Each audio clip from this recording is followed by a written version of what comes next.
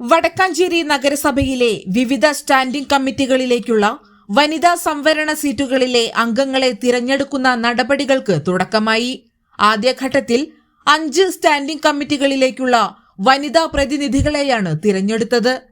വികസനകാര്യ standing committee അംഗമായി ലൈല നസീറിനെയും ക്ഷേമകാര്യ സ്റ്റാൻഡിംഗ് കമ്മിറ്റി അംഗമായി സുനിത മണികണ്ഠനെയുമാണ് നിശ്ചയിച്ചത്. മരാമത്ത് കാര്യ സ്റ്റാൻഡിംഗ് കമ്മിറ്റി അംഗമായി പി തുളസിയെയും വിദ്യാഭ്യാസ കലാകായിക കാര്യ സ്റ്റാൻഡിംഗ് കമ്മിറ്റി അംഗമായി ധന്യാനിധിനെയും തിരഞ്ഞെടുത്തു. ആരോഗ്യ സ്റ്റാൻഡിംഗ് കമ്മിറ്റി അംഗമായി സ്വപ്ന ശശിയെയും നിശ്ചയിച്ചിട്ടുണ്ട്. നഗരസഭയിലെ ആകെ 6 സ്റ്റാൻഡിംഗ് കമ്മിറ്റികളിലേക്കുള്ള അംഗങ്ങളെ തിരഞ്ഞെടുക്കുന്നതിന്റെ ഭാഗമായാണ് ഈ നടപടികൾ.